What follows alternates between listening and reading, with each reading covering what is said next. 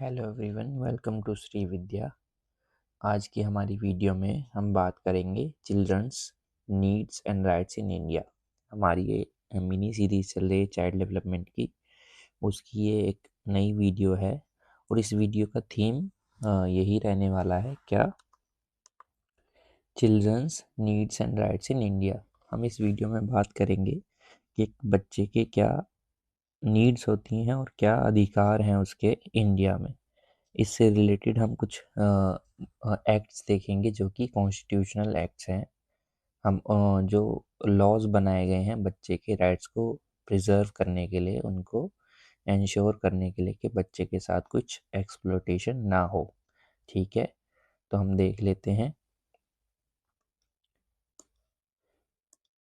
India has made significant commitments क्या होते हैं कि एक तरीके से आपने कुछ इनिशिएटिव लिया है और कुछ एक तरीके से वचनबद्ध तरीके से आप कुछ काम कर रहे हैं। तो क्या कमिटमेंट लिए हैं? Towards ensuring the basic rights of children. Basic right children के जो कि हैं right to survival, right to protection, right to development and right to participation. ऐसे कुछ राइट्स के लिए इंडिया ने कमिटमेंट करा है इंश्योर करने के लिए ये चीज़ें मिलें। डिस्पाइट दीज, इसके बावजूद भी there are gaps in terms of unmet needs क्या होती हैं, जो नीड्स फुलफिल नहीं हो पाई। ये सब चीज़ होने के बाद भी कुछ नीड्स पूरी नहीं हो पाई हैं, गैप्स रह गए हैं, due to which children feel neglected, unsafe, unprotected and vulnerable. ठीक है, अनसेफ फील करते हैं, अनप्रोटेक्टेड और वल्नरेबल में यानी कि एक्सप्लॉयटेशन के बहुत नज़दीक। वल्नरेबल का यही मतलब होता है कि कोई कितना सेंसिटिव है, किसको एक्सप्लॉयट करना कितना इजी है। ऐसा एक सेक्शन बन गए हैं चिल्ड्रन। क्यों? क्योंकि कुछ गैप्स रह गए हैं इन सब चीज़ों के बावजूद भी। आगे हम देखते हैं क्या गैप्स हैं और क्या हमारे चैलेंज है। अंडरस्टैंडिंग द चैलेंज, क्या चैलेंज है, क्या चुनौती है। One reason may be though children and even adults are not aware of the needs and rights of children. या तो एडल्ट्स या फिर वो खुद बच्चे, बच्चे तो खैर है ही मासूम, उनको क्या पता कि उनके क्या अधिकार हैं और किस तरीके से उनको एक्सप्लॉइट करा जा सकता है। लेकिन अगर एडल्ट्स भी इस बारे में अवेयर ना हो तो ये गैप्स ज़्यादा ब्रॉड हो जाते हैं, ज़्यादा इनको वो हो जाता है, मतलब और ज़्यादा चैलेंज बढ़ जाता है। Due to which they are not able to realise their strength and right approach to deal with vulnerability around them. इस वजह से वो उनकी रियलाइज़ नहीं कर पाते अपनी स्ट्रेंथ को और अप्रोच को कि इन चैलेंजेस को कैसे टैकल किया जाए, क्योंकि वो अवेयर नहीं है, अवेयरनेस नहीं है प्रॉपर। नीड्स ऑफ चिल्ड्रन, ठीक है, बिल्ड योर अंडरस्टैंडिंग। अब हमें समझना है नीड और वांट्स में क्या डिफरेंस है। एक नीड क्या होती है? Can be defined as something that is essential for person to lead healthy and productive life. एक नीड अगर फुलफिल नहीं होगी तो वो एक ह्यूमन बीइंग या बच्चा अपना हेल्दी एंड प्रोडक्टिव लाइफ नहीं जी पाएगा। इसलिए वो बहुत एसेंशियल है। एसेंशियल नीड मतलब एसेंशियल पार्ट, ठीक है। और उसके उलट दूसरी तरफ जो वांट है वो है डिज़ायरेबल है, ठीक है। जैसे कि न्यूट्रिशन नीड है, लेकिन हमको कोई पर्टिकुलर फ्रूट खाना है, ये हमारा वांट है, ठीक है। न्यूट्रिशन हमारी बेसिक नीड है कि न्यूट्रिशन चाहिए किसी भी तरीके से, चाहे वो दलिए से आए, चाहे वो किसी बनाना से आए। लेकिन अगर कोई कहता है कि भैया मुझे तो ड्रैगन फ्रूट ही खाना है, या मुझे तो फलानी कंपनी का आटा खाना है, या फलानी जगह रहना है, ठीक है, तो वो वांट्स हैं, ठीक है। वो नॉट एसेंशियल हैं, ज़रूरी नहीं है इतने। हाँ, अगर मिल जाए तो अच्छी बात है, लेकिन जो नीड्स हैं ये टॉप मोस्ट प्रायोरिटी हैं, इनके बिना काम नहीं चलेगा, इसके बिना चल सकता है, ठीक है। तो ये हमने देख लिया नीड्स और वांट्स में क्या फ़र्क रहता है। ये कुछ वैसे ही है जैसे होता नहीं है नेसेसिटी और लग्जरी का फ़र्क होता है, ये उस तरीके का कुछ था। साइकोलॉजिकल नीड्स, साइकोलॉजिकल नीड्स कौन कौन सी हैं? Security, safety and protection, love and affection, understanding and acceptance. Fulfillment of the above mentioned psychological needs of children help to develop a positive self-concept. Self concept यानी खुद के बारे में क्या अवधारणा है बच्चे की, ये इम्प्रूव हो जाएगी जब ये सारी नीड्स पूरी हो जाएंगी. क्या क्या? सिक्योरिटी मिले बच्चे को, सेफ्टी मिले, प्रोटेक्शन मिले, एक ऐसा वातावरण मिले जहाँ पे वो सेफ फील करता है, सिक्योर फील करता है, प्रोटेक्टेड फील करता है, ठीक है, और इमोशनली सेफ फील करता है, ठीक है. लव एंड अफेक्शन, प्यार मिले, दुलार मिले, ठीक है, और अंडरस्टैंडिंग एंड एक्सेप्टेंस, एक्सेप्टेंस हो बच्चे के लिए. ये नहीं कि बच्चा मतलब फैमिली में बच्चा पैदा तो हो गया, उसको एक्सेप्टेंस नहीं मिल पा रही, रोज़ ताने दिए जा रहे हैं, है ना, और उसके लिए वो बॉन्ड नहीं है फैमिली में, ठीक है. तो ये चीज़ें हैं, ये है साइकोलॉजिकल नीड्स जो कि बच्चे की फुलफिल होती हैं, जिससे बच्चे का सेल्फ कॉन्सेप्ट डेवलप होता है और वो अच्छे से अपना लाइफ कैरी ऑन कर पाता है. इम्पैक्ट क्या होगा अगर वो अनमेट रह जाएंगी चीज़ें, अनमेट पूरी नहीं होती हैं तो क्या होगा? तो भैया बहुत ड्रास्टिक चीज़ें हो सकती हैं. Unmet needs of love and affection lead to maladjustment. This is due to the inability to connect emotionally with others. Maladjustment एक तरीके से एक डिसऑर्डर भी कह सकते हो आप. बच्चा जब एक इस तरीके से चीज़ों से गुजरता है, जब उसकी साइकोलॉजिकल नीड्स बचपन में पूरी नहीं होती तो एक तरीके से ट्रॉमा रह जाता है उसके अंदर. फिर वो माल एडजस्ट करता है, मतलब एक तरीके से ट्रैक से उतर जाता है वो बच्चा, अलग तरीके का उसका बिहेवियर हो जाता है कुछ, जो कि लेटर ऑन ईयर्स में आपको दिखता है, एडोलेसेंस में, एडल्टहुड में, बाद में वो रिफ्लेक्ट होगा, ठीक है. क्यों? क्योंकि कुछ चीज़ें उसकी अनमेट रह गई हैं बचपन में ही, नीड्स उसकी फुलफिल नहीं हो पाई. अगला क्या है? Need of health and nutrition including supplementary nutrition. Health और न्यूट्रिशन का क्या वो है need? Foundation of good health is laid during the early years of life. सही बात है, बच्चे का शरीर जितना मजबूत बन पाएगा बचपन में, लेटर ऑन ईयर्स में उतना ही फायदा है.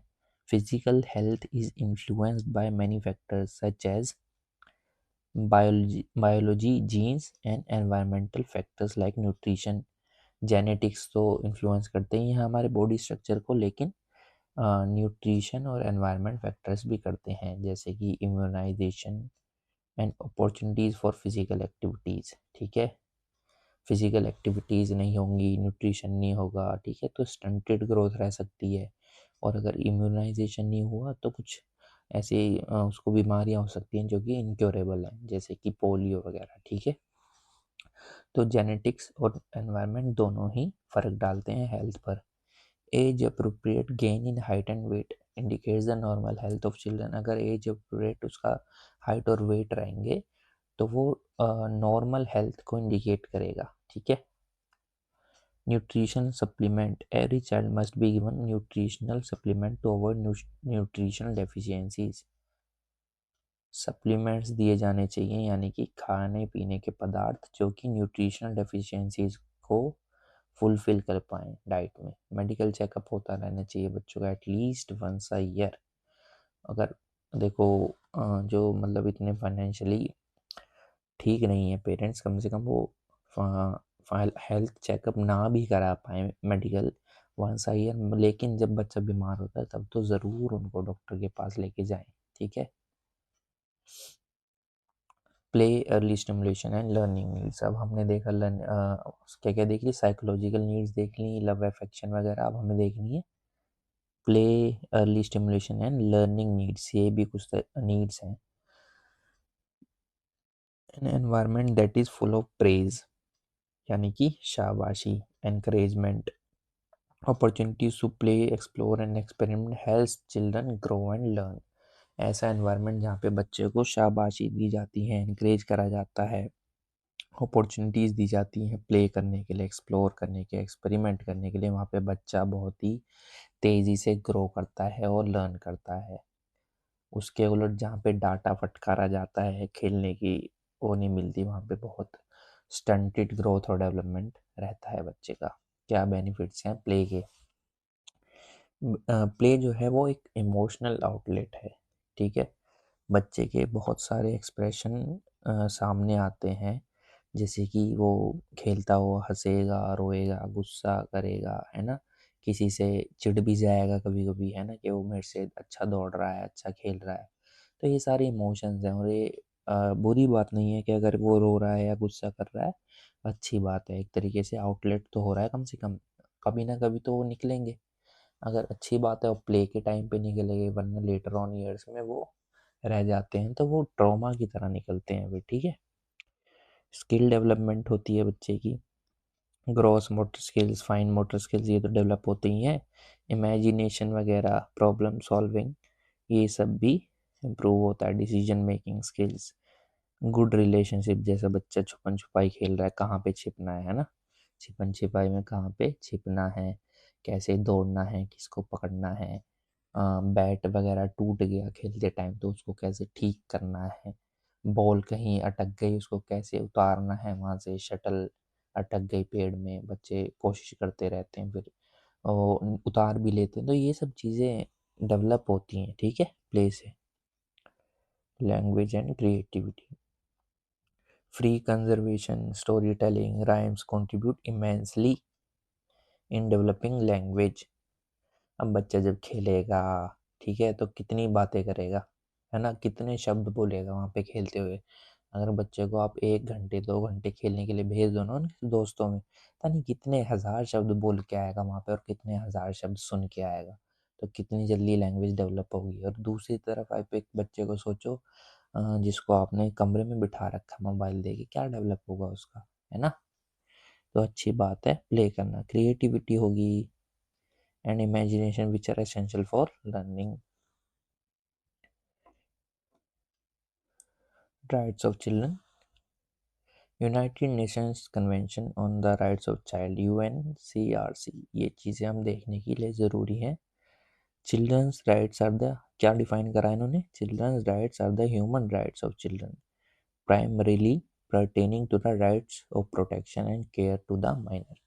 ये डेफिनेशन है United Nations convention on rights of child, ठीक है। चाइल्ड के राइट्स कुछ इस तरीके से इन्होंने डिफाइन करे हैं कि चाइल्ड राइट्स क्या होते हैं, एक तरीके के ह्यूमन राइट्स हैं बच्चों के, ठीक है, human rights of children, primarily pertaining to the rights of protection, खास तौर पे प्रोटेक्शन और केयर के राइट्स, ये यूएन ने डिफाइन करा है।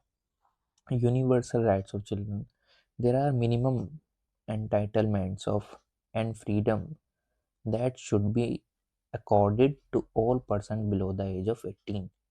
चाइल्ड किसको माना गया है, 18 से कम उम्र के व्यक्ति को, यानी कि 18 से कम जिसकी एज है उसको चाइल्ड बोला गया। उसको मिनिमम एंटाइटलमेंट, कम से कम मिनिमम इतना एंटाइटलमेंट एंड फ्रीडम मिले, रिगार्डलेस ऑफ रेज, ये सब चीज़ों के मतलब ना देखते हुए भी, कोई भेदभाव ना करते हुए, therefore apply to all people everywhere.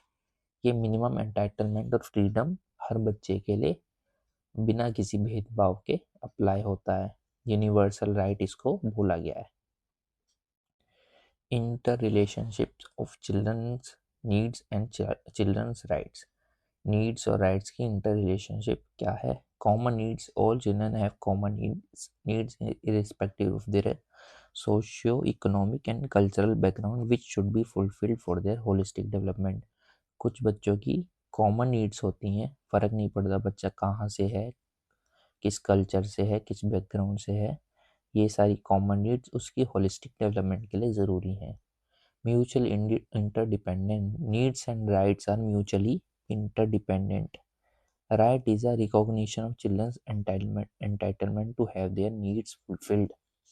क्या रिलेशनशिप है इनकी, राइट जो है एक तरीके से पहचान करना है कि चिल्ड्रन की एंटाइटलमेंट क्या है उसकी नीड्स के लिए, ठीक है, चिल्ड्रन की entitlement to have their needs fulfilled, बच्चों के क्या अधिकार हैं उनकी नीड फुलफिल होने के, यही एक राइट है, ठीक है, हक।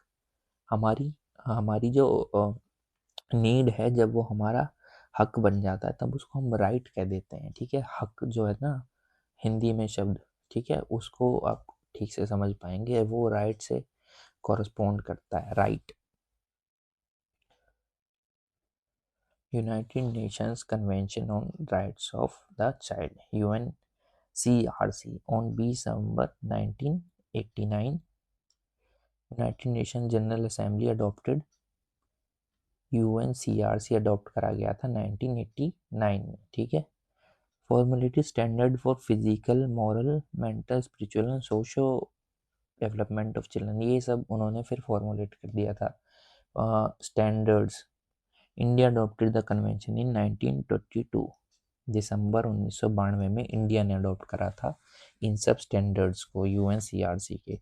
1989 में ये बने थे नवंबर में, दिसंबर 1992 में, यानी कि करीब 3-4 साल बाद हमने इसको अडॉप्ट कर लिया था। 4 पिलर्स ऑफ चाइल्ड राइट्स, क्या पिलर्स हैं?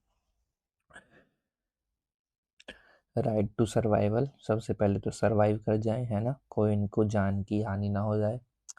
राइट टू प्रोटेक्शन, एक बार सर्वाइव कर लिया गया तो उनको हर चीज़ से प्रोटेक्ट करना है, एक्सप्लॉयटेशन से भी, बीमारियों से भी, हर तरीके से। और उसके बाद उनका डेवलपमेंट पर ध्यान देना है कि उनका विकास हो पाए अच्छे से। राइट टू पार्टिसिपेशन, उनको बराबरी का हक मिले, पार्टिसिपेशन मिले, ठीक है। ये सारे 4 पिलर्स हैं, इनके अराउंड सारे राइट्स हमारे घूमते हैं। इंडिया में क्या हुआ है उसको हम देख लेते हैं।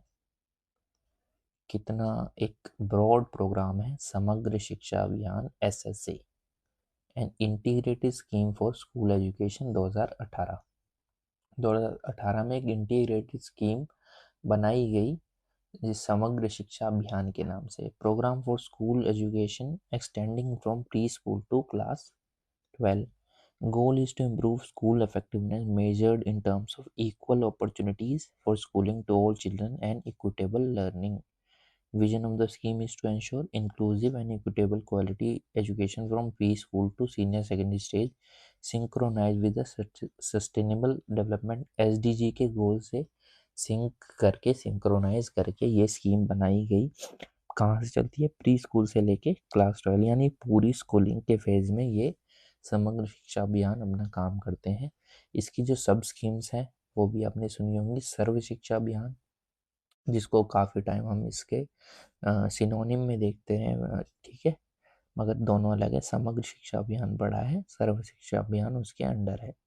राष्ट्रीय माध्यमिक शिक्षा अभियान RMSA और टीचर एजुकेशन, ये 3 इसके सब सबयूम्स 3 स्कीम्स, ये इसके अंडर 3 स्कीम इंक्लूड कर ली गई हैं।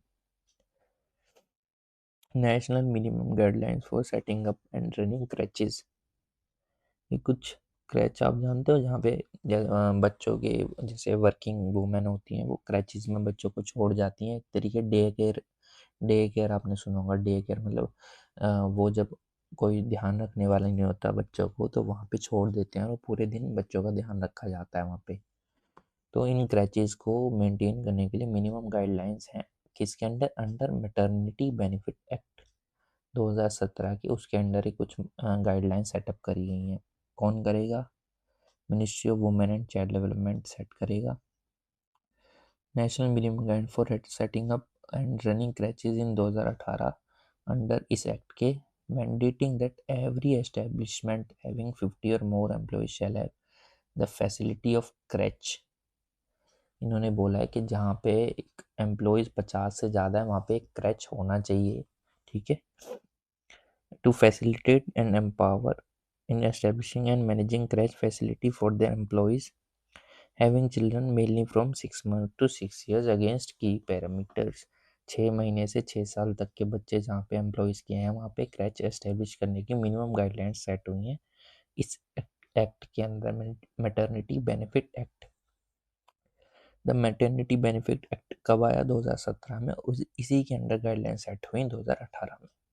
The act has increase the duration of paid maternity leave available for females employees from 12 weeks to 26 weeks, ठीक है। 12 हफ्तों से, या 12 हफ्ते की नहीं, 3 महीने से 26 हफ्ते हो गए। 26 हफ्ते लगभग 6 महीने, ठीक है। पहले 3 महीने से 6 महीने बढ़ा दिया गया है। Amendment Act has mandated crèche facilities for every establishment employing 50 और मोर एम्प्लॉयज। अब ये किस हद तक लागू हुआ है ये तो पता नहीं, मगर एक्ट ऐसा कहता है कि जहाँ पे 50 या उससे ज़्यादा एम्प्लॉयज हों वहाँ पे crèche की फैसिलिटी होनी चाहिए, ठीक है। और दूसरी मेन बात क्या देखी हमने, 12 हफ्ते से 26 हफ्तों का पेड मैटरनिटी लीव। ऐसा मतलब उसकी आपकी सैलरी नहीं काटी जाएगी, ये उस पीरियड की 6 महीने तक के पीरियड की आपकी सैलरी नहीं कटेगी और आपको बाद में कंटिन्यू करने की राइट है वापस। ऐसा नहीं कि आपकी जॉब छिन जाएगी उसमें। Child labour amendment act, prohibition and regulation के अमेंडमेंट एक्ट आया 2016 में।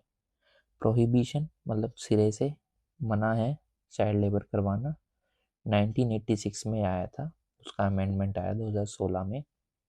क्या करा था 1986 वाले ने, क्या बोला था, employment of children below the age of 14 years in a hazardous occupation identified in a list by the law and regulate the services of children in non-hazardous occupation।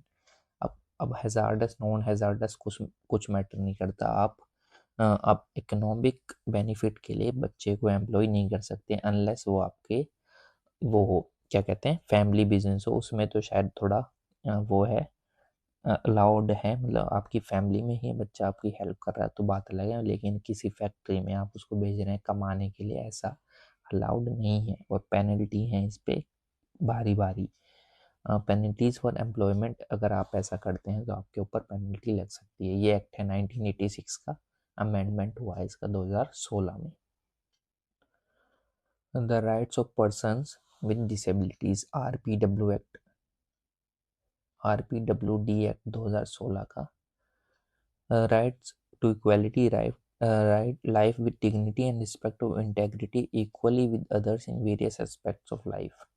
Expanded coverage क्या है, the types of disabilities have been increased from 7 to 21। ये change आया है, 7 से 21 disability कर दी गई हैं। 1995 का एक्ट था, उसको अमेंडमेंट करके 2016 में जब बनाया तो 7 से लेके 21 तक डिसेबिलिटी बढ़ा दी गई।